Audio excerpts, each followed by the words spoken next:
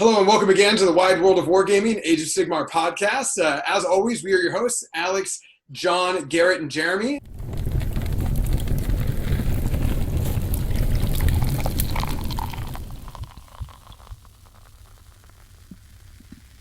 This is going to be part two of our quarantine special, going through some deployments in Age of Sigmar and how we might go about best figuring out how we start our missions. And before we do so, as always, John, what's on your workbench? Not much. What about you, Garrett? Okay. What can I say, my friends? For those of you out there in listener land, we have had another amazing week of staying home by ourselves, mostly my wife and I in the house here. What can I say? It's been a little bit more challenging pushing through that fourth week. I myself, however, have been staying busy. First off, real stuff really on my workbench. I went ahead and built out the rest of the Primaris characters. You guys will remember last week I talked about, I've been talking about it for a while. I've been working on a Primaris army, the Johnny Marines. And last week I painted all the dudes that had been built up to this point. And this week I went ahead and built Mephiston, Lieutenant Tomerion, and Lieutenant Amulus, which were the last three characters that I haven't built. So I've actually built all the new Primaris characters, except for a couple of the hard-to-get limited edition ones.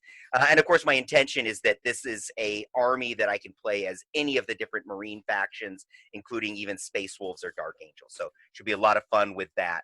Beyond that, I am continuing on with my Blood Bowl 2 League. According to the interwebs, unlike what I believe, my Skaven army is apparently OP or something like that. Blood Bowl circles, which means that I really suck, because right now I am 0-5 with my Skaven. I am getting stomped and crushed and beaten, and if it isn't my own team taking itself out, if it isn't my Rat Ogre, I did a great one. I got a what do you call the guy with the ball on the end? Oh, a fanatic. A fanatic. Yeah, so I got a fanatic as a as like a mercenary. I was able to buy him in. So he comes in. You know what? With the fanatic, you can't even control where he goes. You pick a direction, and he starts spinning out of control. And he starts taking out my guys. I killed one of my own guys. It's amazing. So this game is completely out of control. I have one more game tomorrow, and then hopefully we will finish up that league. We'll have to hear what Garrett's doing. I think he's doing a lot better than I am in that league. And then a couple things for those of you who follow what I've been up to in my garden. My hot peppers have shipped as of earlier today. So later this week, I should have received 16 different varieties of hot, sweet, and in-between peppers. Trying some more exotic stuff this year. I got a couple species out of South America that we don't get in North America very often, so I'm really looking forward to sharing those with my friends. Should be kind of a medium heat. Nothing as hot as the Trinidad Scorpions, maybe nothing even as hot as the Carolina Reapers.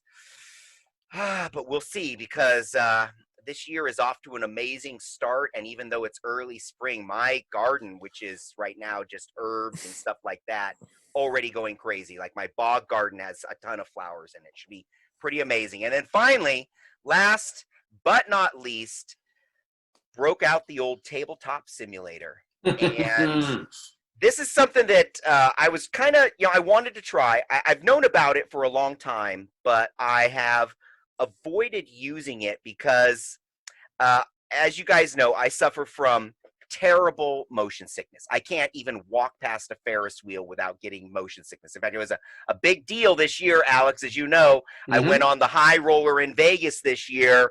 That thing moved so slow, but it was kind of the limit of what I could handle there. But I survived that. And with Garrett and I patiently working through some stuff, I also survived the tabletop simulator. What we basically discovered is that I can switch it to a top-down camera and lock it there. And then I can pan around, and it's basically like I'm playing an RTS.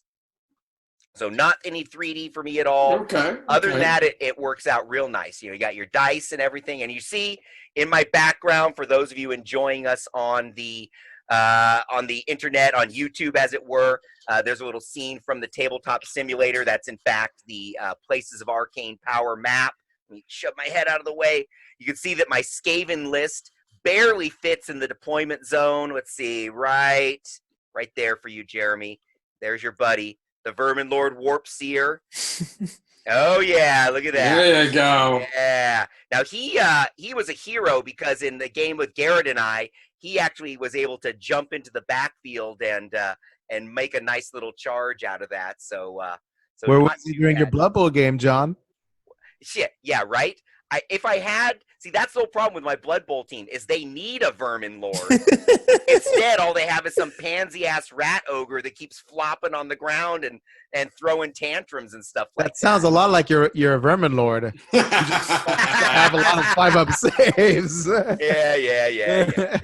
So it was pretty good. I mean, Garrett, what'd you think? This was your first time playing through a game of Age of Sigmar too, right? Yeah, this is my first time. I'd say the definitely the most time consuming thing was just figuring out all the little bits and bobs. Like we kept unlocking the board and accidentally moving it, so we had to keep undoing. Yep, jostling. I mean, it took us a while. Like literally just stacking 40 clan rats into a block took a while, right? Yeah, exactly. Just like figuring out how to get John's army imported, getting my army imported. But like once it took us about an hour to figure out all those things. Once we figured that out, it actually played really, really smooth. I mean, as John mentioned, he has the motion sickness and we had dealt with it a little bit before. And so I was worried that John would have to move a little slower to be able to deal with the motion sickness. But honestly, he had been able to move quickly. We were playing at a very fast pace. I had a limited time, so we were only able to get through 2 turns, and we were kind of just playing around and messing around. Yep. I had a lot of fun. I feel like the next time John and I play, we could probably knock out a whole 5-turn game in maybe 3.5 hours. Yeah, that sounds about right. Play a little more serious and that kind of stuff. Yeah. I think for me, it'll be a little more time outside of the game, preparing, like putting my units into into blocks, and I need to look for some tools like we were talking about in game, like maybe a movement tray or something that would allow me to take this. Because part of the problem is I can take this whole block and I can pick it up and I can move it, but I have no way that I know of to rotate the whole block. Yeah. Like the rotate tool rotates each individual model. So I was like, oh, I see rotate. We're in good shape. And all of a sudden each little model is just like pivoting in place. I'm like, so anytime I had to rearrange it, here's the funny part. It is just like playing real Age of Sigmar. You have to reach down and grab the models and pick them up and move them to the new spot. And, if you can grab 3 or 4 at once, you can speed things up. But if you have to pick up 40 dudes one at a time, it's picking up 40 dudes one at a time and moving them across the table. Other than that, we had little 12-inch rulers. So we're actually able to lay rulers down on the tabletop to figure out charges in different zones. I think we need some 2 or 3-inch markers as well to do keep out zones. We were able to put circles around the objectives. For the 6-inch objective zones easier. Yeah, so we were able to see the objective zones. That was pretty nice. I was really excited. Like I said, I got my Age of Sigmar on. I hadn't played my Skaven army since December. So a little bit of the extra time that we took is I literally, there it is still on my desktop, right? Can't see it. Can't see it. It's too black. There we go. If we go low. If I sneak it into the bottom, we can barely see it. My Skaven battle tome. So I had to open up the Skaven battle tome and flip back and forth and actually look up rules and all that stuff. And some rats fell out of it too because it's been there for so long. Yeah, exactly. Actually, John actually got a rat stuck in his dice. And so when he'd roll his dice, he'd roll a rat with them. It was actually kind of fun. It was difficult to get the rat out, so it took me a while. So we were kind of rolling him around. Yeah. I think John ended up having like 100 extra rats to the side because he just like kept like copying and pasting more rats. He's just like, screw it. We just got to have 400 rats. Yeah, exactly. And then just grab them and move around. So that might be one of the ways to speed things up is actually have blocks of rats at different angles and then pick up this whole block and then replace it with a block at a different angle. That's how you do your wheeling around. Yeah. So all in all, that was my workbench this week, my friends. Lots of stuff, mostly staying at home, staying out of trouble, working in the garden, playing online with my friend Garrett, playing online with Blood Bowl, and doing a little plasty hobbying. And Garrett, my friend, what the heck have you been up to in your dungeon of iniquity? I mean, as you mentioned, we played Tabletop Simulator, and a lot of last week was actually, well, outside of my normal work schedule, was dedicated to setting up the Tabletop Simulator, trying to figure out some of the little mechanisms so that when we played, I could help you with a lot of that. Oh, nice. And try to speed up our game and like learn how to set up a table, maybe start deploying and stuff like that. So I was playing around with that a lot. I'm getting really excited to actually play some more Tabletop Simulator. I got a game scheduled with my buddy Justin. He's going to bring his Night Haunt. We'll play tomorrow night. So I might try streaming that, might play around with some streaming tools just to, get out there and get with the rest of the community. But yeah, so not a whole lot otherwise, just kind of working, reading, and then hanging out with the wife. We're playing some Gloomhaven this weekend, so busted that out again, had some fun. Oh, Gloomhaven, huh? That I've heard of that. That looks fun. What is that? It's a really fun. It's similar to like Shadows Over Brimstone or Descent or something. It's a dungeon delving game, but it has a really good persistence to it, so you can level up your characters and then retire and get new characters and level up your establishment. So it's a lot of fun. Me and my wife have definitely dumped many hours into the game, and I've already backed the new Frosthaven that's coming out. Oh, nice. Is that because like if we look at Shadows of Brimstone, I got my Shadows of Brimstone right up here. That one, it came out with the original set, and then there was like expansion. There's like 5 or 6 different expansions, and a lot of them are like Cthulhian themed. There's some alien themes. For those who know, Shadows of Brimstone is steampunk, Old West. Yeah, magic. Weird Wild West or something. Weird Wild West, yeah. Yeah. So anyway, I love games like that. So you don't need a DM. But you're still playing a D&D or RPG like game. But 2 people can sit down and fill an afternoon and with leveling and all that kind of stuff. To me, it's a fun genre. Jeremy, have you played any those kind of games? No. Gloomhaven has been a game I've been interested in because for almost like a year, it was impossible to find in the store. Anytime it would get a shipment and it was just gone. So it's been a kind of like just proxy of scarcity has been like interesting me into playing that game. But the concept of miniature mixing of D&D games always been appealing to me. That's why I play Warhammer, right? I'm not a big D&D person because my buddy Gareth has always pointed out to me that I want to win D&D. You don't win. You don't win D&D. It is not a gimmick that works for D&D. So unfortunately, as much as I love the concept of it, I am a terrible role player. Well, you might like Gloomhaven. There's no DM, so there is a winning. You got to complete the mission and stuff. And it's definitely, I will say, like if your wife likes playing board games, it is a lot of fun, and it's actually really good 2-player. And so, if you're able to get a hands on your copy, your wife might like it. So, well, I have been getting my wife into board gaming, but virtually. We've been playing Civ 5 a lot with my buddy Gareth and my brother. So it is as close as it gets to board game. I mean, she loves board games, but it is a nice, very complex 5 or 4X board game. Effectively, I've actually been playing Civ with my wife during this time as well. Oh, nice. 6 or 5? 6. We did play a lot.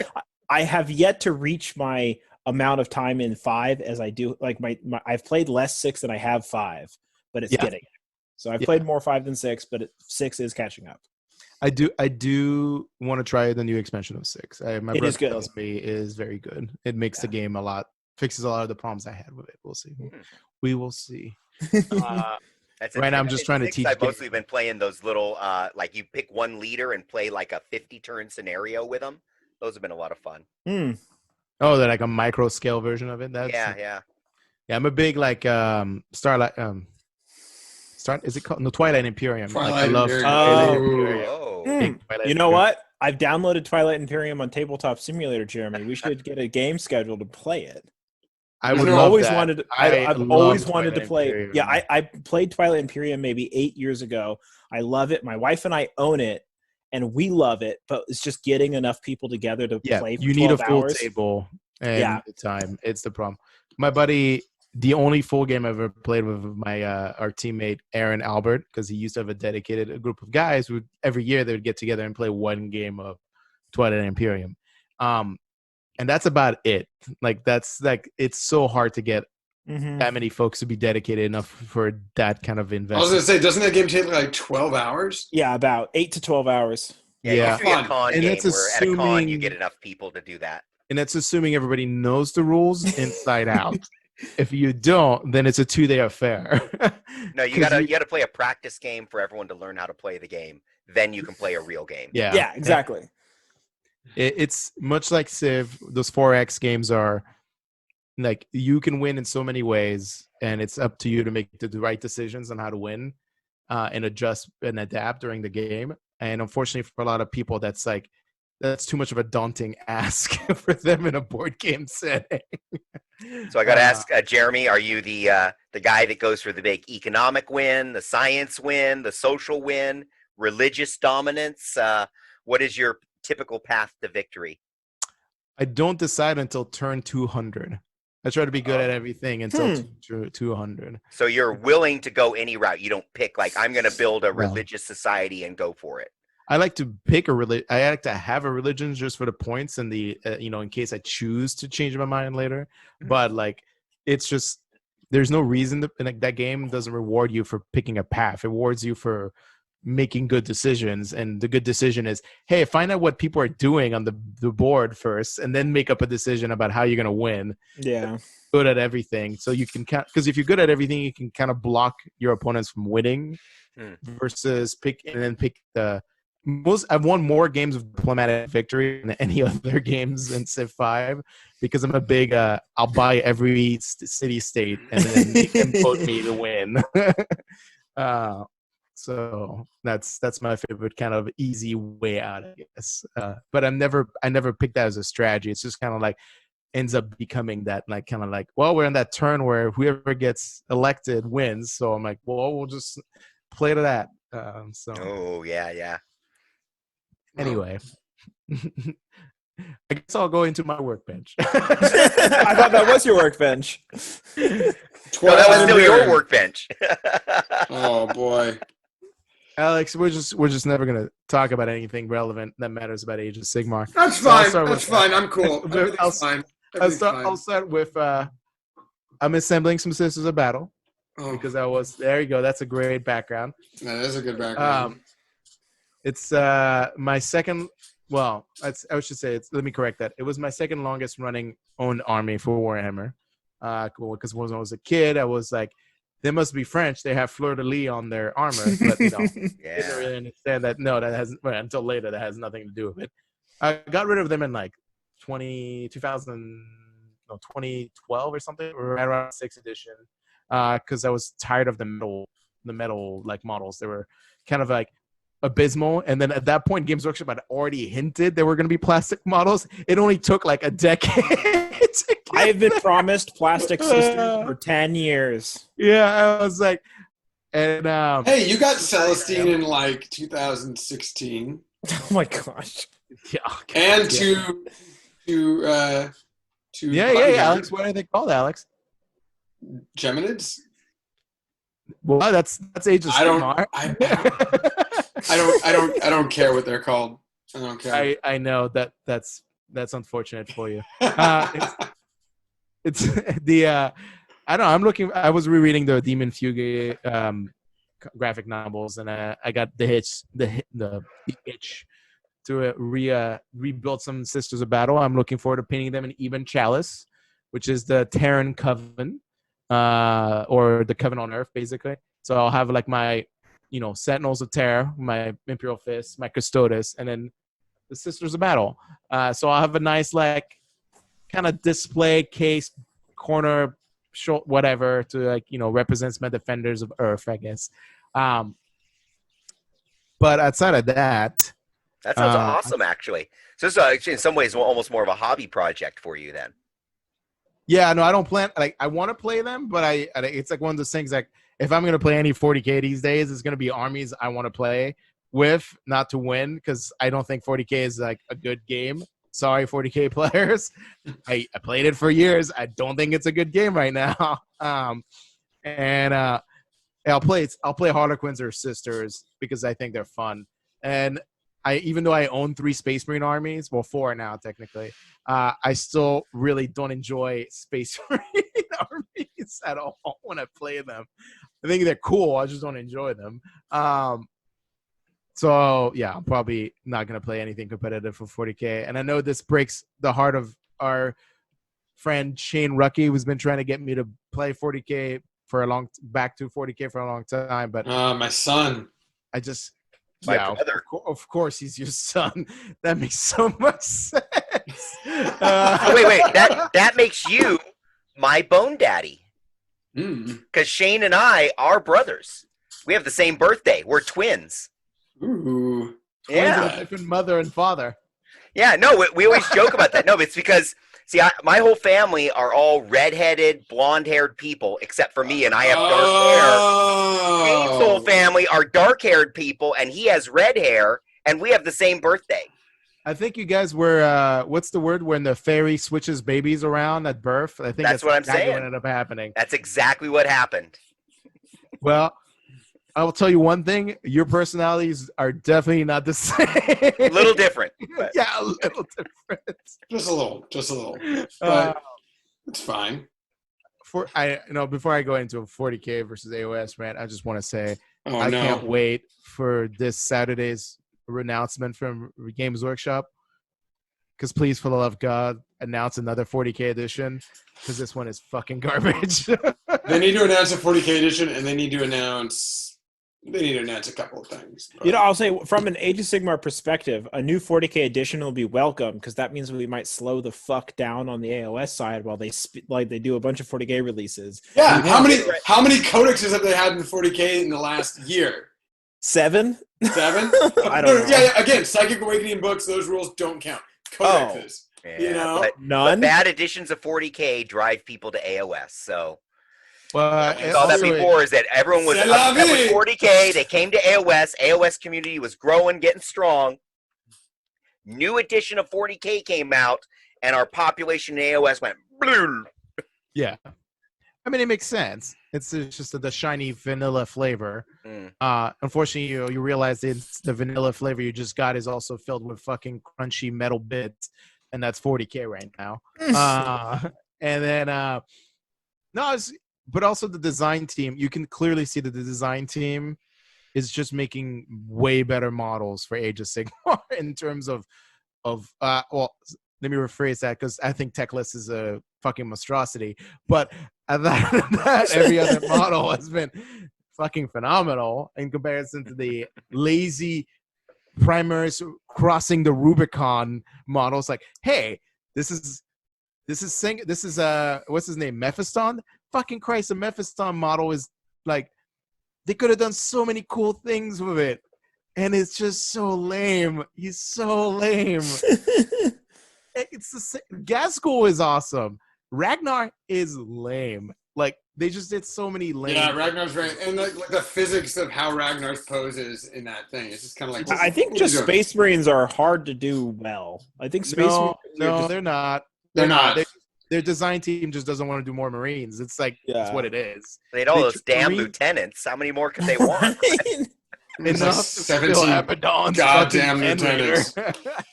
Oh, fuck. You should be like, one of the Realm of Chaos should just be like a field of dead and alive lieutenants. It's like lieutenants. It's one of the hells. It's one of the hells. No, it's so that's on my workbench. And gin. Gin, not whiskey. Wow. No, I'm just on that St. George like terroir gin kick. I'm like, this is my second bottle. I fucking love this stuff. And also, it just reminds me of outside. I was gonna say that's what it is. You can't walk in the forest. You might as well drink some St. George's gin. Yeah. At some point, the two experiences cross.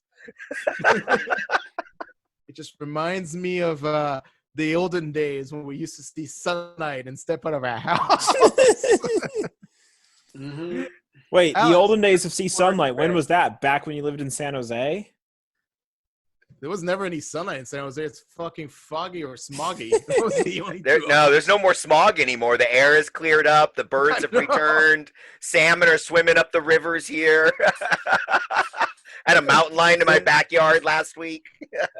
The wildlife is. I mean, have you seen the photos and videos of Paris? Boars just roaming the streets of Paris. Fuck yeah. Yeah, Amazing. dolphins in Venice. You can see the moon from Alderaan.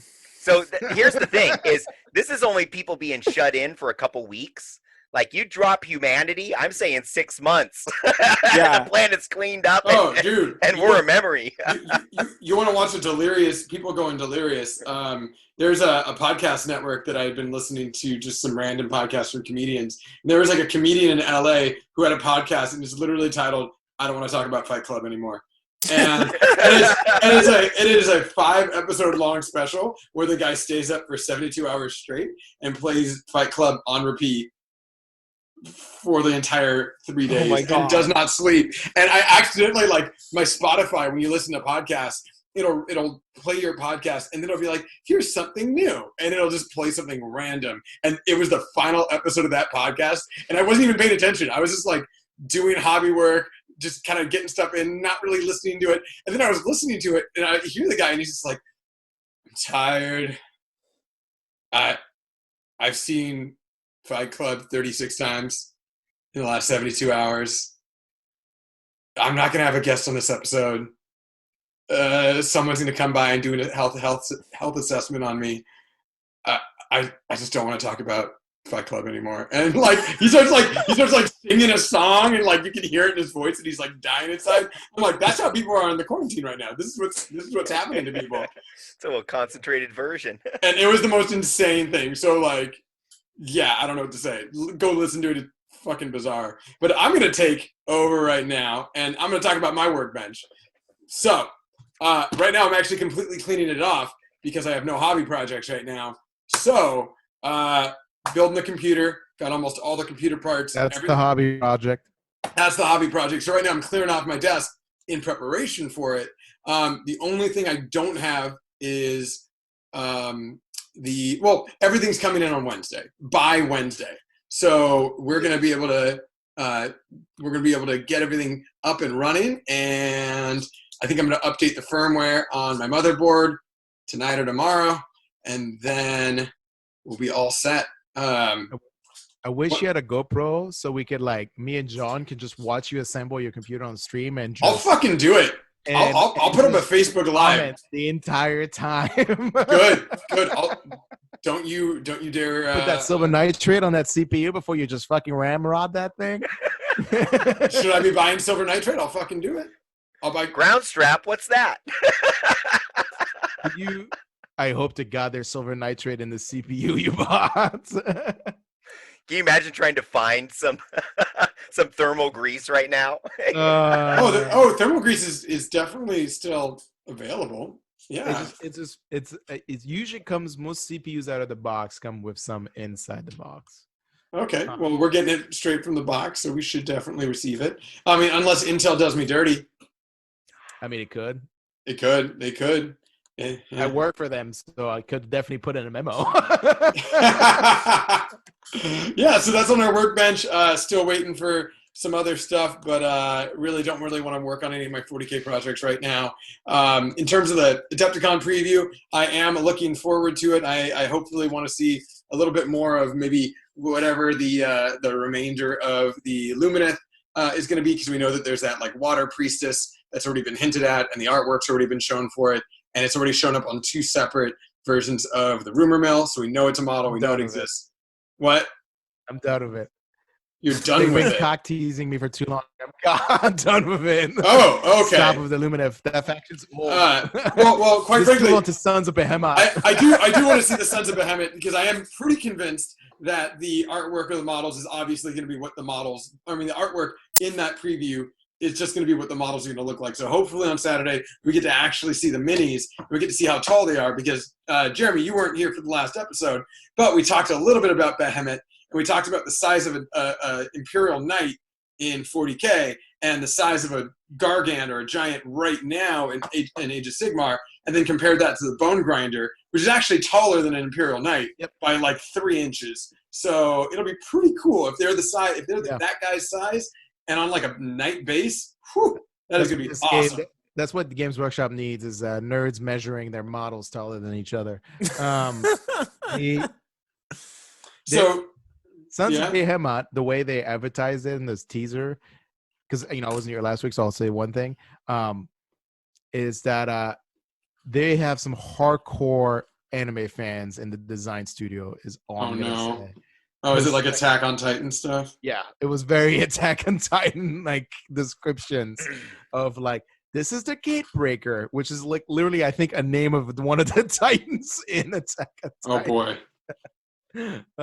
So we'll see how it comes out. I think it's gonna be very choose your own adventure, like giants, effectively. Like you're gonna be gonna be the first maybe like combination of War Scrolls where you'll just have like, instead of having like preset weapons and like 1 or 2 options, you'll probably have like multiple options in the one War Scroll for. Oh, like you kind of custom build a dude, huh? like a Questoris or like a Chaos Knight.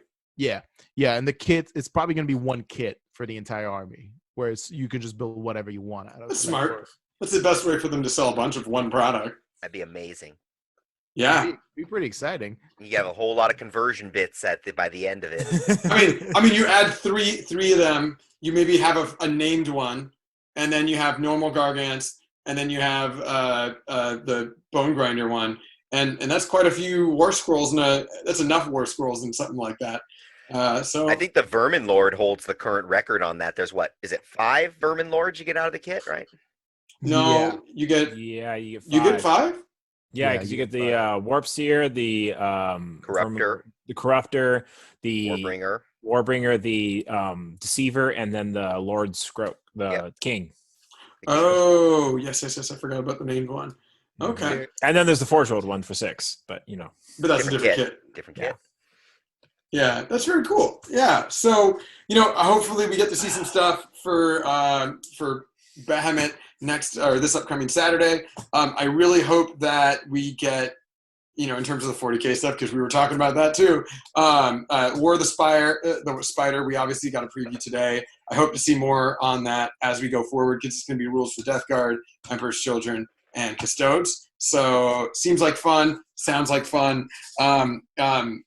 We know that there's going to be White Dwarf rules for certain things, and then there's going to be the book Pariah, but the rules for Death Watch aren't going to be in Pariah. So we're still hoping for Necrons on my end, because that's one of the few things that'll get me interested in the 40K again. So they get no Psychic Awakening. They're literally skipped out of the whole thing. Yeah. Did you see the thing? But at the end, it says "Too bad, so sad." Did you see the thing? Did you see the thing I sent you sent a week ago on the chat? It was like last or LVO 2019 when they explained Psychic Awakening. They said like they're going to include rules for these factions, and it was every faction in the game. See like the Chaos Knight symbol, Imperial Knight symbol, everything, and they even say even Knights, right? And obviously that the next book is going to be Knights, but they had every single army, including like Tau and Necrons and whatever. And so like right now, there have been memes that have been circulating where it just has all these like red X marks over every faction, and then just like a green text underneath Necrons. It's like not you. And it's like, and the Necron symbol's like in the middle too. So I mean, to me it seems obvious that they're hinting at like the start of a new edition and just like bringing them in with something then. But we'll see. Either way. I don't have a dog to play in that game, so at least not right now. Yeah? Can I make one comment about, like, if they do release anything about Lumina on that Saturday, it better be a multi-part kit for their Spearmen and Horsemen. Oh, jeez. Because, holy God, like, I hope they're not just clip-on sprues. Cause... Hey, I wanna talk to you about Chain Rasps. And Chain Rasps aren't that bad. They're clip-on. They're fine. But I was just saying, Chain Rasps are push fit, and they released a kit, which was the push fit kit. Yeah. Like honestly, I don't think I'm pretty sure those Spearmen and Horses probably are just always going to be push fit. I'm not a big fan of like when it comes to like an iconic faction like High Elves, basically. to just be like very monotonous pose. I mean, Iron of Blood was a very big seller for them. Maybe that's why they're like, hey, we'll just replicate that for Illuminative. Yeah. But I was like, No, it's you know what? I built I'm an not a old big school fan. Space Marine Not a big army. fan, I built my Squirrel. old school Skaven army. I want push fit kit. I don't want to put arms and legs and kneecaps and ear balls and everything else. And go, It's here, true. do I want this left eye or that left eye? It is true. No. After assembling the Sisters of Battle with my fat fingers and those tiny pieces, I still rather have that than push on, like, clip-on clips. Push so I fit. guess what was that? Push fit. Thank you. Push Well, fit. now push fit, you got to clip the push fit part off. Like, hobby advice: always clip the post and glue them together. Hobby advice. Right. Yeah. Bye. Outside of that, my workbench is primarily consisting of like surviving in the quarantine. So, a lot of just trying to be active when I can and helping Jamie with her. Wait. Hold Yeah. on. What else are we going to talk about? Keep tilting your head so I can appreciate all your trophies. Look at all his faction awards. When I'm allowed to Guy. play, sometimes I do well. He's such an important guy. Oh, I mean, I have more right here, and then I have more in the other room. I mean, whatever. Hey, so you're just slowly moving them to this wall so we can enjoy them? No, just that for now. Finished a lot of house projects, helping Jamie with gardening. Right now, she's gardening a lot with the flowers, and we're planting a lot of fruits and veggies. So I'll keep you posted on that one, John. Nice. I just recently we're going to plant sweet potatoes. So those sweet potatoes I told you that were sprouting. So we actually have sprouting like regular russet potatoes right now. So that's helpful. But all the action's underground, so you really don't know until it's time to unroot. But yeah, it's hard to stay sane. Zoom calls, duo calls, whatever you do, and lots of booze, right? Yeah. I don't think I've ever spent this much in my liquor store before in my life. I don't think I've had this many margaritas for sure. No, none tonight, but later I will be having a margarita. Who are you impressing here? Nope, literally no one, because it's not fancy. Audience? we got Jeremy drinking gin, John drinking whiskey, I'm drinking cider, and you're like, Alex like, no, I'm not drinking them yet. I'm drinking iced coffee and a White Claw. There we go. Alex is just trying to make sure the audience knows that he's a respectful, functioning human person. Someone has to run this show. Technically, Well, you running have the to- show here. The rest of us just have to hang on. It's called a front. It's called a. Yeah, that is what we You're say. a beard, You're always Alex. Is affronted that what by you're everything I telling say. Oh boy. Well, you guys, we do have to eventually get to our subject matter here, and that's going to be. I mean, or we can't. Depends on what our listeners want to hear. They would just want to hear us shoot the shit for an hour and a half. They certainly can. But what we want to do, or at least what I want to do now, is oh no, yeah. See, he's got those notes already. We're gonna see that on Twitter in 20 minutes.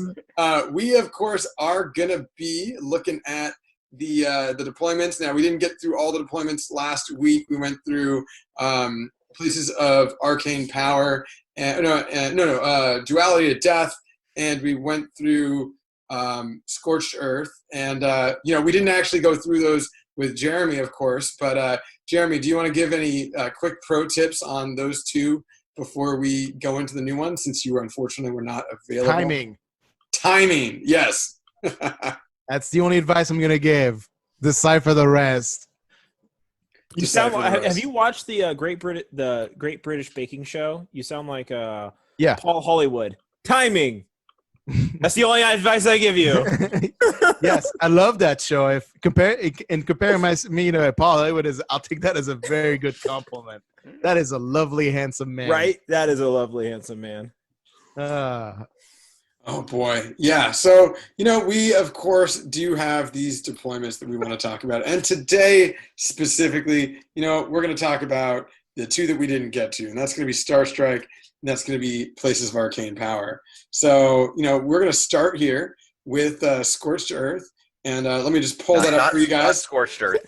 You're stuck on it. You are so stuck on it. I'm so stuck on it. We're going to start here with Yeah, not scorched earth. We're going to start here with, of course, Star Strike. Star Strike. There you go. Maybe I have been drinking a lot of alcohol. Yeah, so we're going to be pulling that up right now. One of us.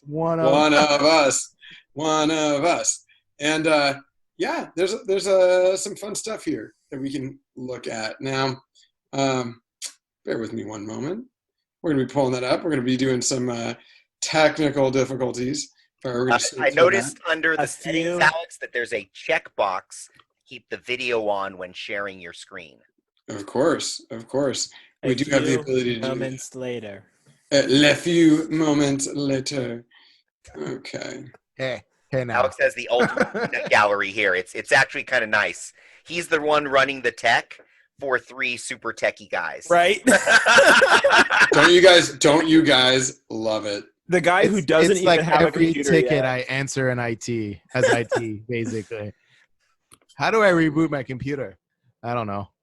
I'm in finance. I think my favorite ones was there we go. Mm-hmm. Oh my god, Okay. it's an iOS device. Yeah.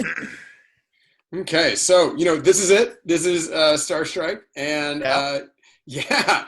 So with Star Strike, of course, you're going to be showing up 12 inches from the deployment, and I think we can all put our sports commentator voices into good use here, like we did last time. And the tricky thing is, of course, in turn 2 or turn 1, there's no objective, and of course, it's an objective-based game. Turn 2, right before you roll for priority, the star strikes in the middle of the table, and then of course on turn 3, each player's territories get a star that shows up 12 inches out, and on the 2d6 roll from left to right, wherever. So, on average, you're going to be seeing things a little bit more in the middle for all your objectives, but you can get fucked by that boxcar, that snake, the snake eyes here. John, tell me a little bit about... Hold up. Can you explain why, for an audience member, why a 2 and 12 is getting fucked by dice? Well, then you got the 7-10 split. What if you are a slow army? Let's say you're an Ossiarch Bone Reaper army with no redeploy mechanics, no protection in a gash anywhere, or anything like that. Let's say your army is well, you know what? Actually, what am I doing here? I'm supposed to be doing an impression. I'm supposed to be trying to sound my best, like John Madden. So here's a guy who doesn't know how to deploy over here. So let's say he's got his Mortec guard right here. He's got his 2 chunks of Mortec guard. Okay, and with this Mortec guard, he's got them right there. And let's say he's got a Nagash right there. Let's see how the objective pops up. Objective pops up right here. Looks real great. What you're gonna do here, okay? A guy like this, he's going to want to move up the board, and he's going to want to just get things going. Problem is, what if the objective shows up elsewhere? What if the objective shows up right here? What's he going to do? I mean, I didn't want you to trigger you in that weird monologue, but I wanted to explain some basic okay. odds. Someone's never seen a football game on TV. Got it. Or played a Madden game. No. So I think what Jeremy was hinting to is that, so one of the things about this mission, which is the really good improvements over the last Star Strike, is that rather than rolling a D3 and it can go either to the left, to the right, or to the center, you roll 2d6. And the beautiful thing about 2d6 is that based off discrete mathematic principles, it's a higher percent chance of it landing in the 6 through 8 category. I think it's like a 5 through 9, I think is like a 66% chance of rolling or something. Correct. Yeah. So you have an insanely high chance of rolling a 5 through 9, which, if you look at the board, is the center. Like the 5 through 9 would be right in the center of the board. So you have a very high percent chance of being around the center.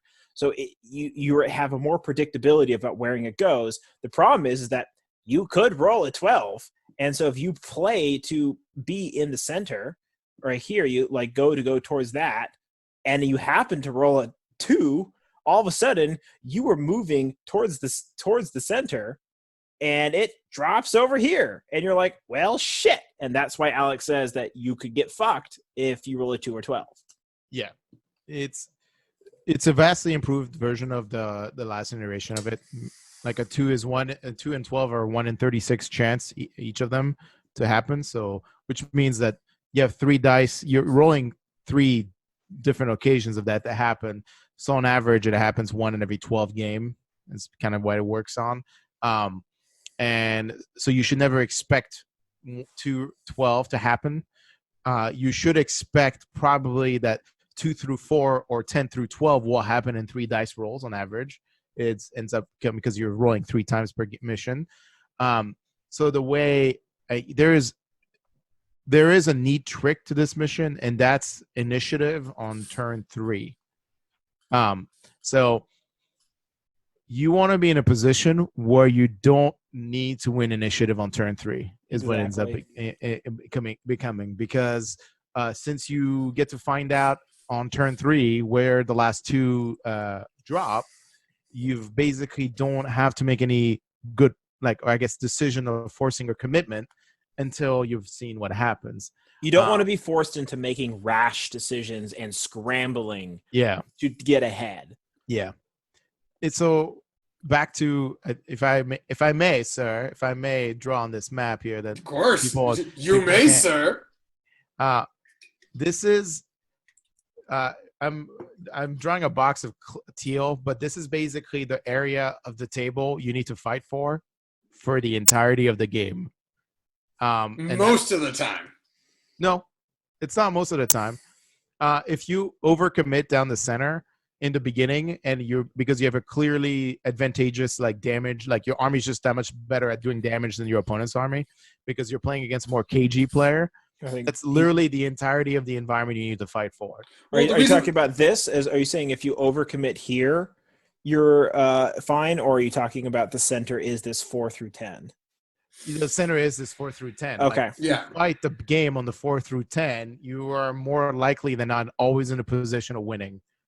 If you're fighting for what I think you mind drawing that again, if you're fighting just for the 7 through 9, or sorry, the 6 through 9, you're more likely going to lose the game. That's just because you are giving no option. You're going to have to retreat in the mid game. Versus in this position, you're always going to be in a scoring position for any kind of the objectives. And the mission also, this is where armies with bubble wrap or very big Death Star strive on, because they can just bully their way in this 4 through 10 position, and then still be relevant for the rest of the game. And then more KG reserve fast armies have a bigger problem, unless of course the dice rolls keep rolling. If you get a situation where you get effectively two objectives, let's say landing here and here, which is, if you have, let's say you roll two for the middle and 2 for one of the sides, a KG army is not in a position of advantage, but that's incredibly unlikely to happen, and you shouldn't not play for that scenario. You should be aware of it, but you should never play for it effectively. I get that. So, it's interesting that you mentioned this 4 through 10 here, because if I'm going to deploy an army, depending on my type of army, I deploy 2 very different ways in Star Strike. So, example for Bone Reapers is I do play with the 4 by 10 like you mentioned, but I do it in a very specific way. So, just to give you an example, if I were to be player A, I usually deploy one big section right here, and then another big section right here. And I usually have, these are not comparable sizes. Usually I have leaders in between, here, here, here, and then support units. So, it's one of those things where you have that spread, but I actually kind of generally have my weakest point of the army in the middle as I move up the board, because I have at least enough wiggle room to grow. And usually I have no more than 9 inches between 2 segments of my army with something in between, So it's funny that we have that similar kind of mindset, but mine is very particular on kind of not trident, but a forked kind of movement, at least for the Bone Reapers, with Night Hunt, for instance, there's a lot more wiggle room with what you can do with waiting for the objectives to show up. So generally, I actually just kind of screw around with, like we talked about in our last episode. The funny thing with Night Hunt or a KG army is you can deploy in ways that make your opponent think that you're trying to gun on one side and then gun on a whole nother side. So you can put an entire army right here, and then maybe like put some back here, and then all of a sudden you're popping up all over the board later on. I want to address a mistake I see a lot of people play on this mission, which is deploy like a contingent here, a contingent here. Like if you're watching the stream, I'm explaining deployment on basically people who split their army in 3 facet where they're trying to fight kind of like the average roll, or the average roll and the worst consecutive rolls, where they're basically positioning themselves and splitting their army in 3. Yep. And most armies do not function that way, Bone Reapers included. Yeah. Most armies function in more of a cohesive block, which while Alex, like it works for him, I would actually advise against that deployment. The way I'm not you. Okay, so for our listeners, he's got a section like basically in each third of the table. That's never how I deploy a Bone Reaper army in this mission, and it's not even like those two. In the 5 section and the 9 section, it's usually a section that goes from say 4 to 6.5, and maybe from 7.5 down to 10. So it's not nearly. It's very close to one cohesive mass, but it's usually 2 main forces still. Yeah, but so the reason I want to explain that why this is a problem in a mission like this, if somebody's really good at rules and distancing, they can position have like a little vanguard unit, basically keep you in combat for like on the second turn, and put you in a position where you can't charge a unit that's scoring or challenge a point that landed somewhere else. And when you play Bone Reapers, I mean, you're not that slow, but you're not fast either. So in situations like this, it's better to overcommit in the center. And when I say center, I mean like the 4 through 10 position as a central block, then get like in basically a combat lock opportunity is what you're giving your opponents effectively.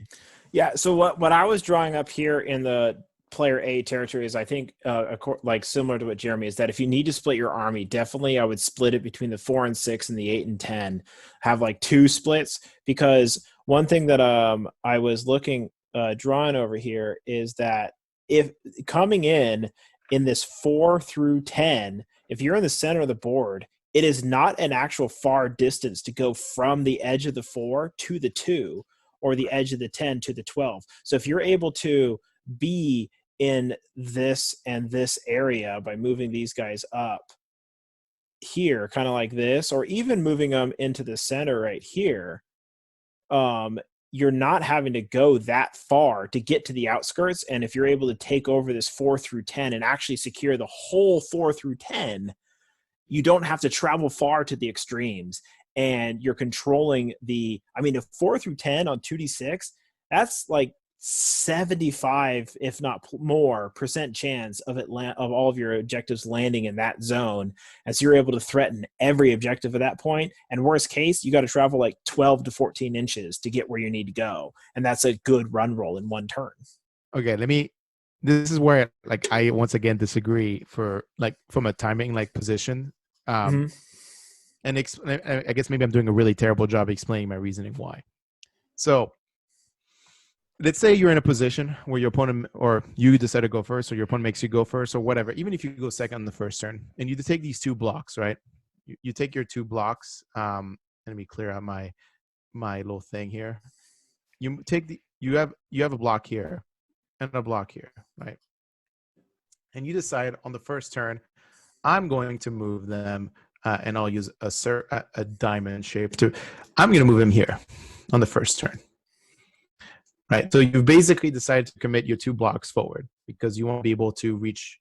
Do you want to be able to reach this objective here with this block and this objective here on this block? What I'm going to do, as your opponent, is make your life a nightmare by basically positioning a block. And let me see if I can change color. Yes, I can. Here. So I'm in a situation now where if your army isn't like Deepkin, and you're in combat with me in the middle on turn 2, you're in a position where you're depending on where the turn 3 objectives land. versus where I'm proposing, which is effectively you don't move on the first turn. Oh at yeah, all. no, I'm with you on that. I was about to say that turn one, if you're gonna move, you move like here. Like Yeah, you don't commit at all. You don't commit much. You yeah. maybe You go don't. 6 inches off your You line. go here basically. Yeah. You come here, and then depending on turn 2 where the objective lands, this is what you end up doing. And I'm going to use a circle for the third positioning. But basically, you move one block here, and we'll do this. Sorry, I'm not used to this draw annotate situation here. You move this block over here on on your turn 2, and you're basically saying I'm going to fight for the center of this block and keep this one in reserve for a position for a better. Ideally, what you want to do is actually move this one like in a kind of like a 2/3 situation where it's like this here, where it can support in case you get a situation where the landings are all in the middle, or in the later half of the game, you want this block here to retreat to challenge this objective, and this block here to keep pushing down the center. Yeah. And you're I know it's gonna sound like a very like, hey Jeremy, that's just like some kind of like weird like football play when I'm drawing this out. But yeah, this mission is about not committing. This mission is about keeping positions and like open. And the problem I have when you do a 2-block scenario and moving up down the center in the first turn, a wise player would say, I'm going to sacrifice a unit to make you unable to really maximize your ability to get to objectives on the sides if I can maneuver my faster units on them. Yeah. And that's a penalty. Like as a Fire Slayer player, I know that pain very well. Like if I don't have the ability to if you rob me of my ability to charge like my 2 Hearthguard blocks on turn like basically 2 onwards, then I'm probably gonna lose Star Strike. Like I do not want to commit to the first half of the game at all. Like I need to aggressively position, get on the midfield with one unit, and then basically wait and see. I'm sorry, John. I've been very rude and not allowing you. You haven't said a single word. I've been dominating the airways. Maybe because I'm making up for last week. Surprise! Drive on, Jeremy. Drive on.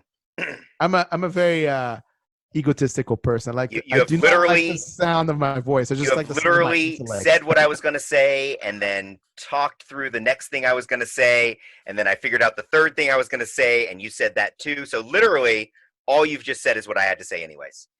I think the big thing. One things I would like to point out, though, is I'm glad at the end that you guys actually started talking about how to play this mission, because this is less, as Jeremy was intimating at the end, less a mission about sort of that movement and placement on the field as it is one about timing as well. Because you got to remember that when you start this mission off, there's no objectives on the table. So the first thing I find is I have a lot of opponents that will overcommit. You know, like you said, they're trying to position themselves to be whatever, wherever, when that first turn goes in. And, somebody else hit clear. You got to hit clear, Jeremy. I'm one that tends to say, when you go into that first mission, I'm going to deploy much as Alex described. In fact, got to remember, I tend to, at least with my Skaven, play more of a horde type army. So my army is generally designed to be out there in 2 big blocks, and we'll just, kind of put those blocks where we're going to, kind of take up this space. And I'm not talking about one unit here. I'm talking about, functional section. This is like, clan rats, monks, characters, all those things. But basically the army is split into 2 functional units. And then, as Jeremy was describing, that first turn, I'm going to move up a little bit, but not really commit. The one thing I'm watching out for is my opponent's army. Like, am I playing against, some nasty orcs with a big old maw crusher and whatever, where they want to get into my face that turn 1?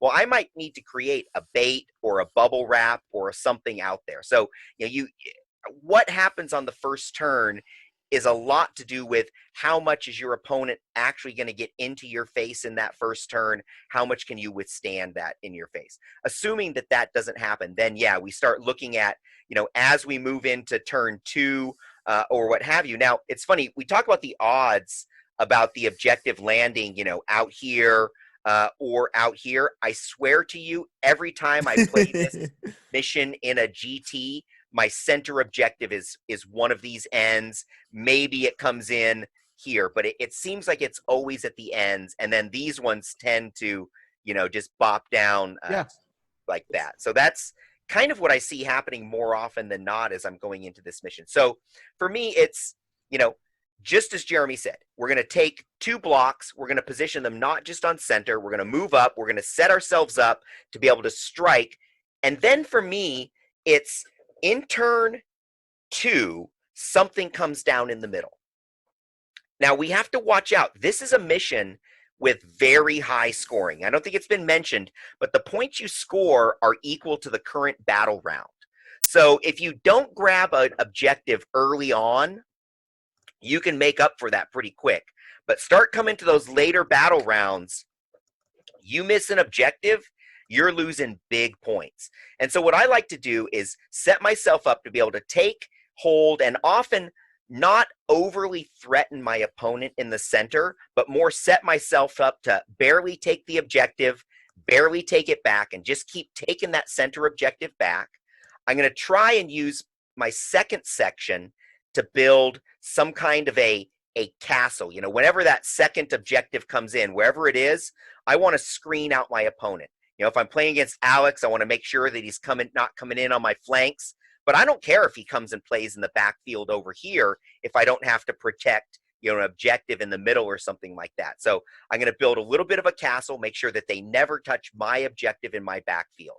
I'm going to set myself up to exchange the center objective, and hopefully with that exchanging in the center and some other baitiness, I can lure my opponent to where they're not strongly guarding their own objective. And what I'm looking to do is take 1 unit of clan rats, monks, or some other big unit and jump it into their backfield late game.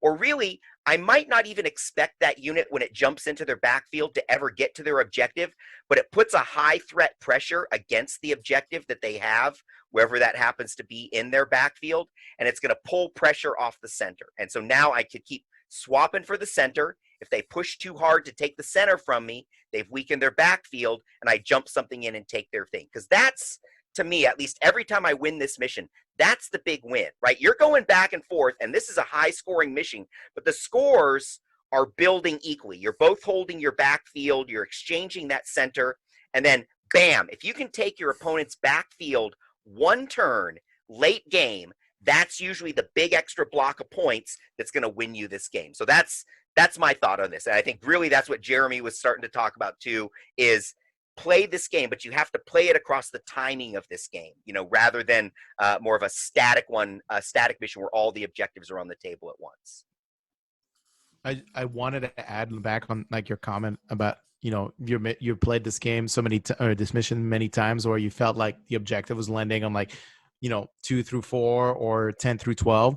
Mm-hmm. That's because statistically speaking, when you're rolling 3 times on that mission, that's fairly likely to happen. Oh, yes. That range is incredibly actually high. And I think that's the mistake a lot of people think, who, even if let's just say they know some basic statistics, they're like, well, 5 through 9 is the most common kind of like range I'm going to roll on a single dice. When you take in the reality, it's going to be 3 rolls, and you ignore the order of which those rolls are going to happen, the odds are actually pretty good you're going to roll at least one of those as either a 2 through 5 or a 9 through 12, basically. Oh, yeah. I see what you're saying. Whether it's your backfield or the center, something's going to be on the edge. I mean, I will also say don't fall for gambler's fallacy. Just because you've played this mission 7 times doesn't mean it's going to land on the 12 because you've never seen a 12 yet. Yeah, I'll tell you, like the first GT when Matthew was still around. Everybody remember Matthew? All right, Matthew. Press F, Matthew.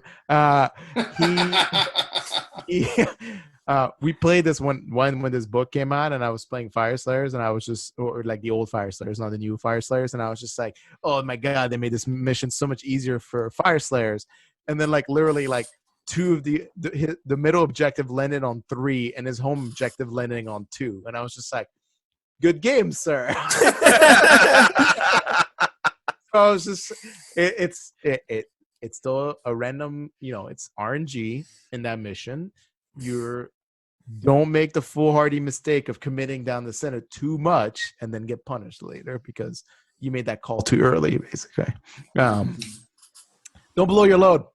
I like how your voice got all robust for us when you said that. Don't blow your load. Don't blow your load.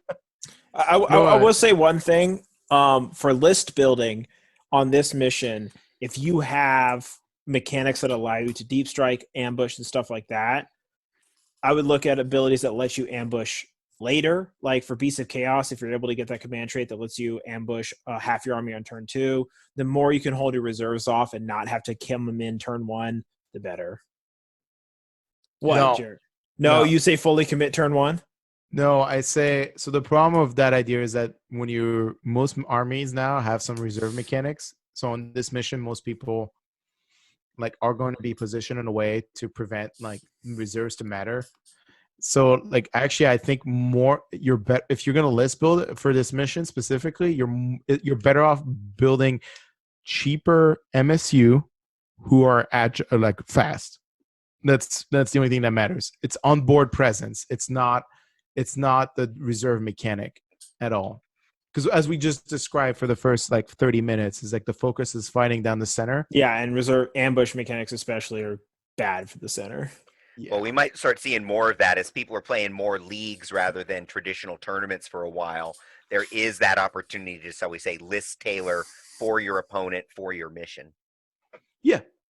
And like honestly, the best armies would do well in this mission are either small MSU fast or large MSU fast.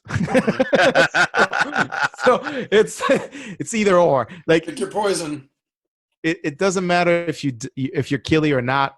It's what matters is board presence. And in this mission above all, I guess, in a context. I mean, in some respects, if you are a fragile army and you go up against a super killy army and you have no reserves, you could get tabled, and then you have all of your fast stuff is dead, so it doesn't matter. Right, but if you're a fragile army, you should be a super killy army, right? Yeah, exactly. Like, usually you have one or the other. Not everybody can be OBR and have both, but usually one or the other. Well, the nice thing about being large MSU is like if you can keep getting bodies and scoring range of the middle objective for the rest of the game, you're going to win the game, no matter how killer your opponent is. That's true. So, and it's just the reality of that mission. Like there's like little armies who do not have to kill anything off your opponent's army and will win this mission. Oh yeah, well my Skaven will do that all day long. It's funny. I'm playing this mission and I'm just coming in basically, and every turn I'm putting the minimum number of models, one more model than my opponent, touching the edge of the objective zone to just barely get it. He comes in and kills them off, and then I come back in and just barely take it back. Rinse and cycle. Yep. Oh boy. Alex? Yeah. Your bone daddies are the opposite of that. I mean, yeah, I guess you're right. They go in and stay there. They rinse and don't cycle. Yeah. This is my law ball attempt at making Alex make an additional comment on this question. Not gonna work. It's a bait of exquisite quality, though. Okay. So what do you think, guys? Have we won this mission? Are we ready to take a look at the mighty places of arcane power? I know that is a personal favorite. Yeah, I mean, we might. I think I need to double check a few things here before we do that. We are actually going to be taking this here, and one sec. Okay, yeah, let's move on to the next one. I think it's time that we move back. We move on to the next one. It's about that time we move on to the next one, shall we? So, are we moving on to the next one? We are moving on to the next one, you guys, and of course that next one is going to be our favorite, our very good places of arcane power. So let's get that up for you guys. So all you cool cats and kittens that are watching on YouTube can get things going here. So one moment while we get that going, and we are going to pop it up. Here we go. Okay. There you go. And courtesy of John, we do have added objective zones and deployments already listed out. So thank you, John. This one is one that we talked about. We talked about briefly in our previous episode, because like Duality of Death, you can't just teleport on an objective. You got to move on it. And, it is one of those ones that only heroes can score the objectives. Previously, heroes and wizards, but this time it's just any hero, which makes things a lot more convenient. Or rather, it used to be heroes with an artifact or a wizard keyword. So they made it a lot simpler. But this one can get pretty tricky too, because this one still has I believe it's a 24-inch distance between territories.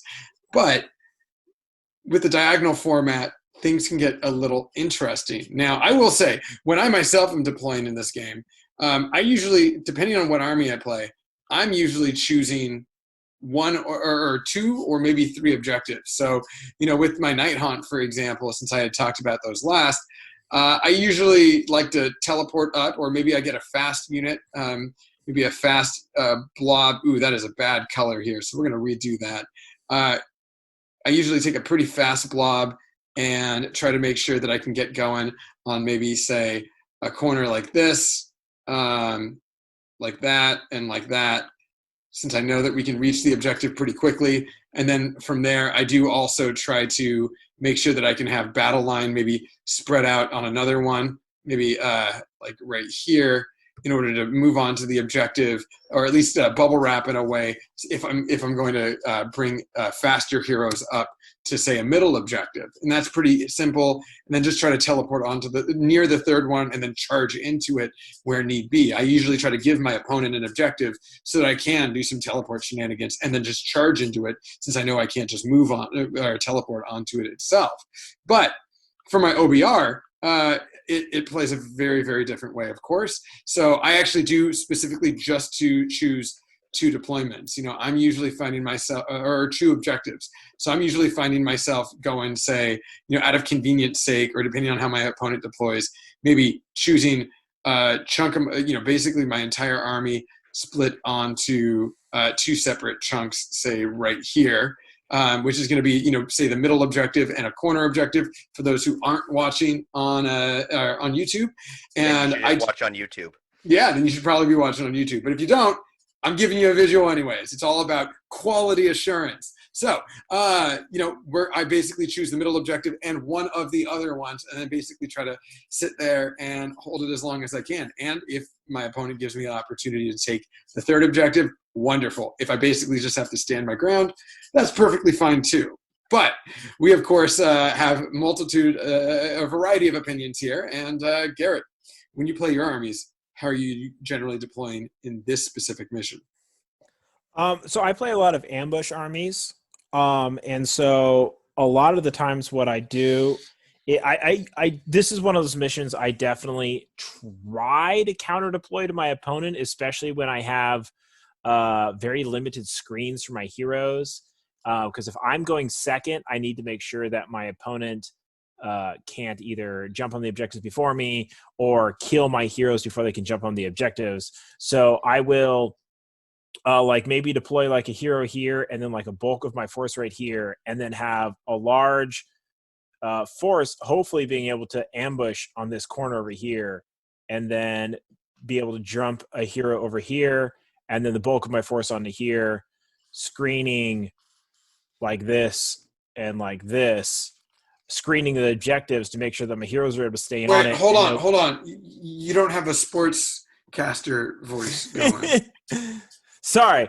So what I say here?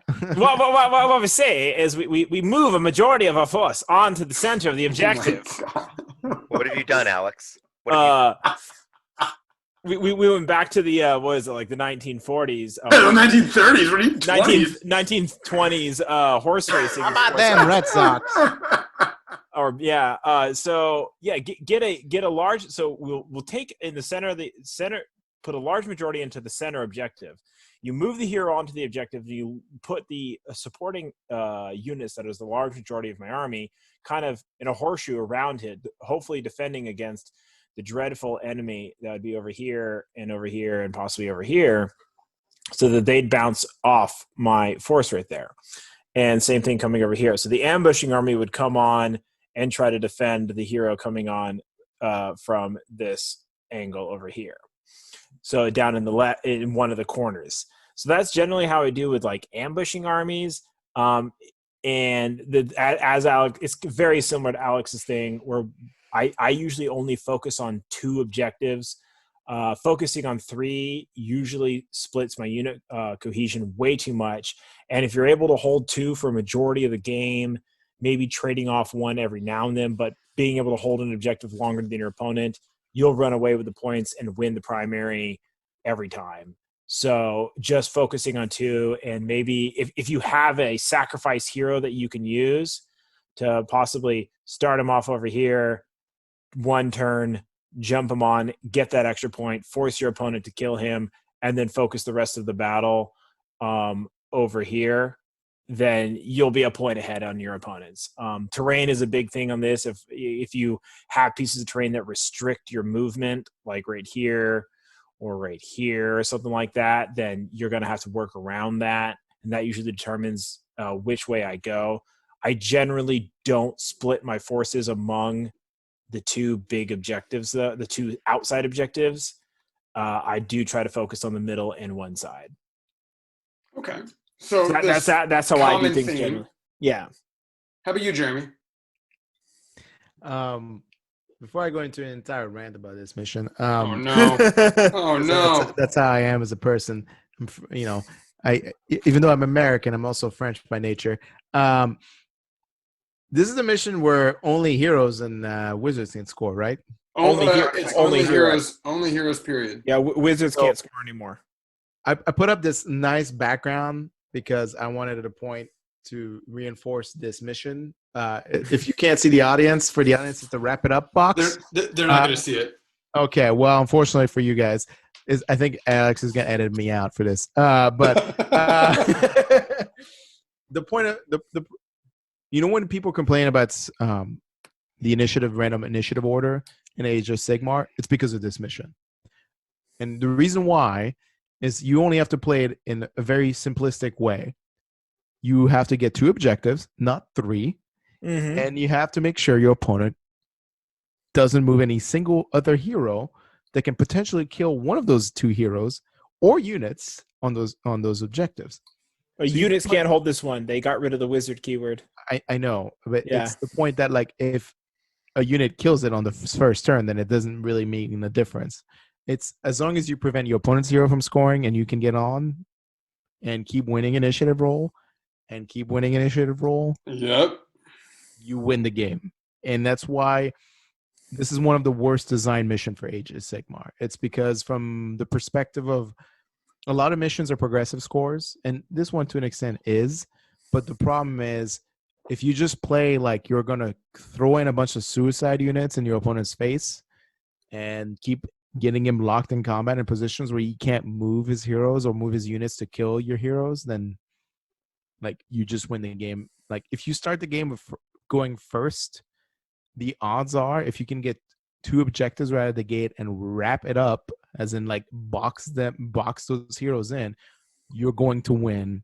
Oh yeah, mission on turn 1. Yeah. I've in ballsier games where I haven't completely used my head, I've actually seen some success with my Night Hunt by just completely, like if someone deployed their army, they're like all in one spot, just like clumped it all up. I have definitely like tri-pointed an opponent's force with like 1 hero and like 3 squads, and then just like put a couple of heroes on two objectives and just like let him kill a third of my army over the course of 2 turns, but then like I is in no place to move on an objective for another turn and a half, you know? The one counter I'd say to you, Jeremy, is as we are moving more and more into a shooting meta, I feel like your issues with this are less of an issue because you put your hero onto the objective and you wrap it, and then that Ironclad and 20 Arcanaut Company obliterate him, and cool, you don't have a hero on there anymore. Yeah, well then ask the TOs to make this mission the first one because there ain't gonna be KOs showing up in the 3rd round. But it's the problem. Like the shooting meta will never exist because they refuse to fix shooting armies and working in these kind of missions, basically. They'll rob you from somebody winning big, but they won't win big by themselves. Because even if the opponent, a KO army, shoots you off the objective, They still aka need the to one get a model, hero on there. they're not on the objective, which means they will not be scoring any points. So it doesn't matter. Like, shooting meta doesn't fix this mission. It's just, it's the idea that like I'd like that they're trying to reward like specific army design, but this one is just terrible. Well, It I would just say doesn't work. that this mission is similar to all missions like this: Duality of Death, Place of Arcane Power, 3 Places of Arcane Power. Any of these missions where you just have to get a unit and your opponent can only score it if they're able to kill the unit on it. Yeah, They but all like fall some of victim them to are that like exact- battle line units score.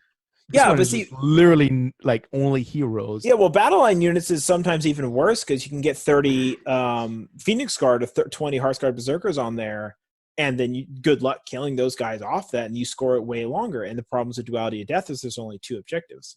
I mean, yeah, that a whole nother discussion, but I would say your issues with this exist on all of these types of missions. I don't agree with that statement because those missions are progressive as well.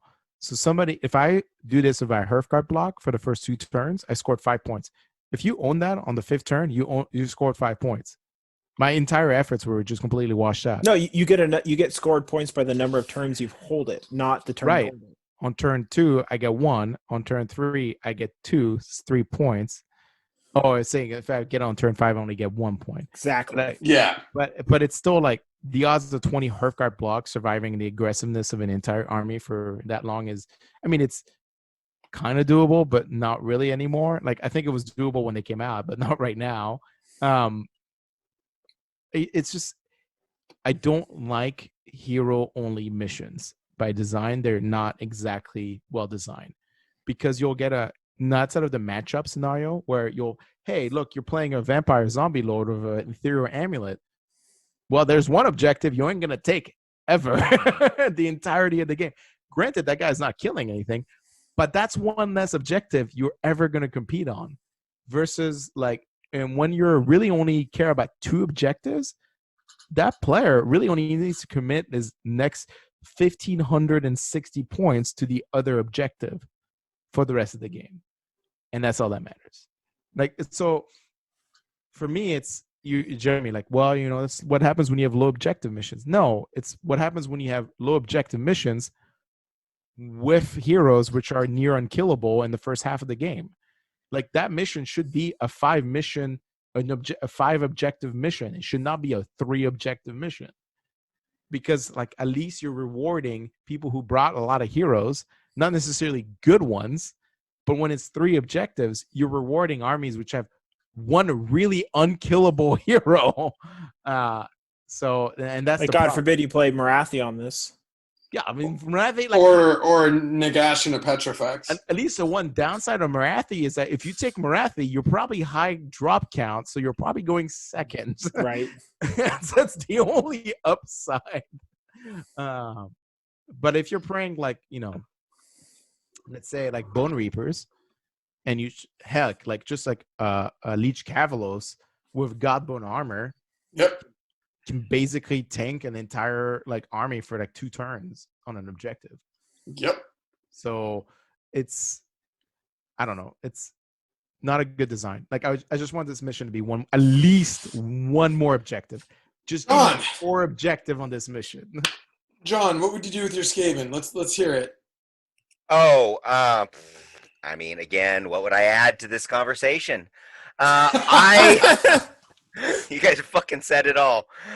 Jesus. John has so much to say until he's the last one to speak. Give me my unique Skaven perspective, the true army of The truth is, I don't play this mission any at all like you guys have described. I mostly disagree with a lot of what you've just said. Ooh, well, tell us. Then you have plenty of say. So the fact is, I recognize that this is a mission. I have no idea how I would draw something diagonal, so that doesn't work. Let me get a different pen going. So here's the deal. This is a mission that you have to, if you know it's going to be in the tournament you're going to, ideally the TO has published the tournament pack ahead of time, then you have to account for and you have to design for this mission. early on, or at least when I've been to tournaments where the TO didn't release that we were going to play this mission ahead of time, I've been caught out with 2 heroes. Certain factions have smaller heroes, softer heroes. If I'm playing my Skaven as Scryer, I tend to have small, squishy heroes, and so this is an extremely difficult mission when you're playing with all the small, squishy heroes. So there's, I think, entire armies and builds that generally don't do good at this mission. Now, what I've been running with my Skaven, and it's hard to say because I haven't really been playing my Skaven since December.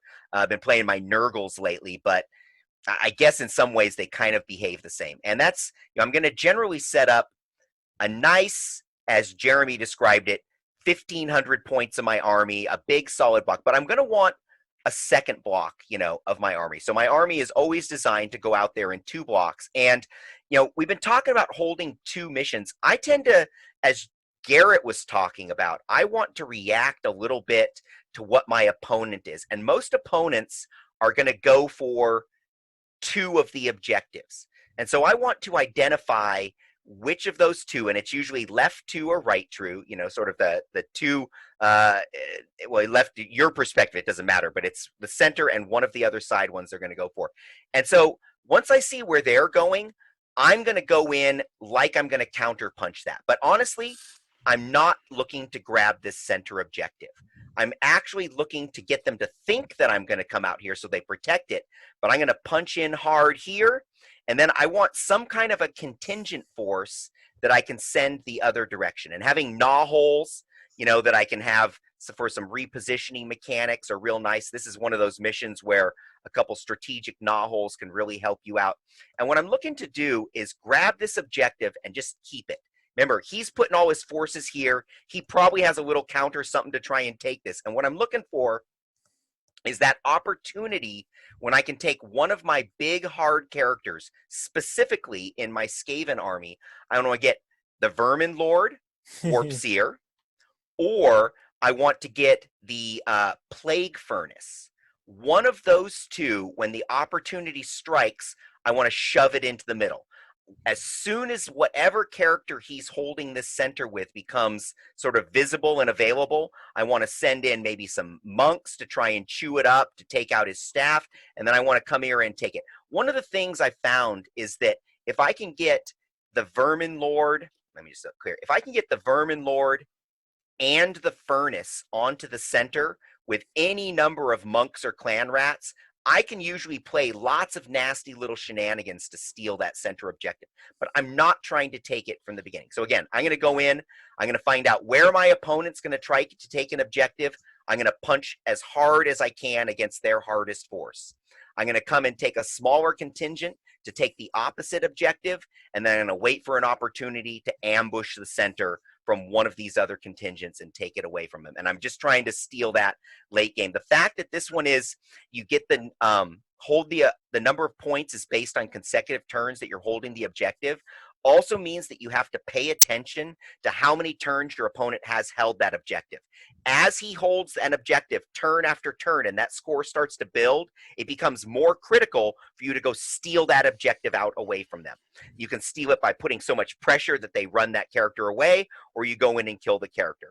The problem, and this is the problem with it only being 3 objectives and all 3 objectives being on the center, as Jeremy pointed out over here, is if you're going to get up against Nagash, you're going up against the unkillable Maw Crusher, any giant unkillable Vermin Lord Warp Seer, right?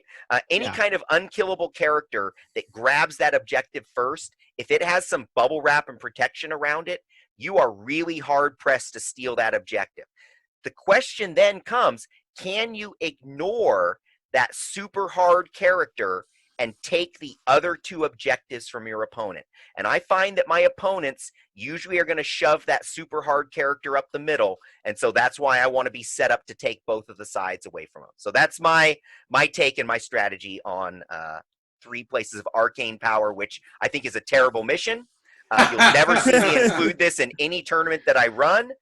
much because it is only characters. It favors certain armies, and I feel that if we were going to have a character-only mission, much as Jeremy indicated, I want to see 5 or even 8 objectives on the table so that we can reward. Because if I have lots of little soft characters, I have lots of characters. I can hold those objectives for a minute. Rarely does an army have several big hard characters and a bunch of small characters. Like, you just usually don't have that. I guess maybe Daughters of Cain is the rare exception, but like you said, then they're MSU. So I think also the way scoring is done is really bad for this.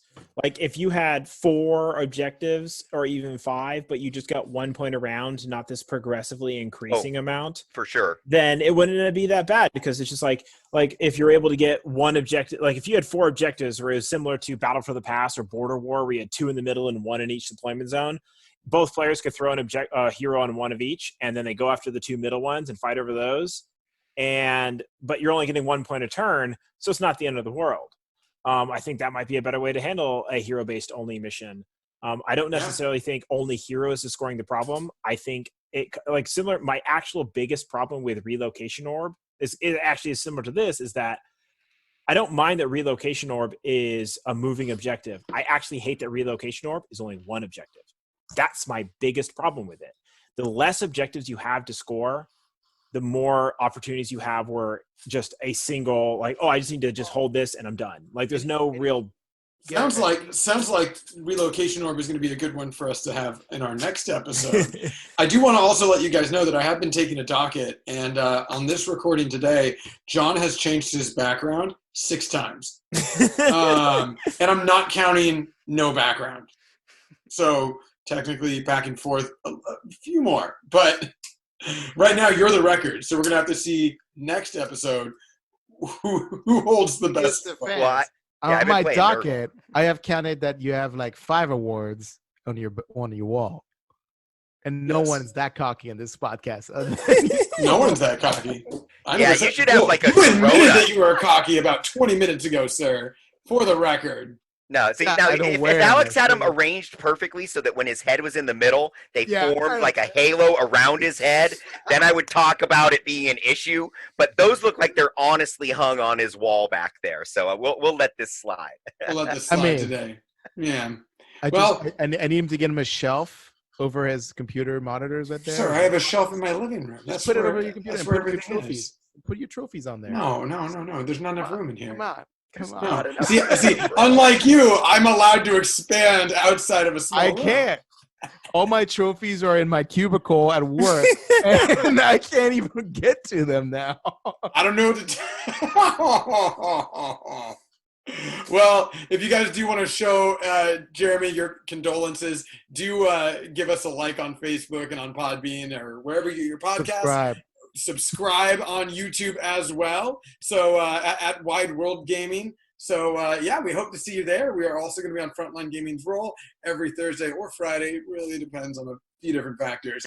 But if you guys like this, let us know and in the comments below. And have a great week. Have a great week, everyone. We'll catch y'all later.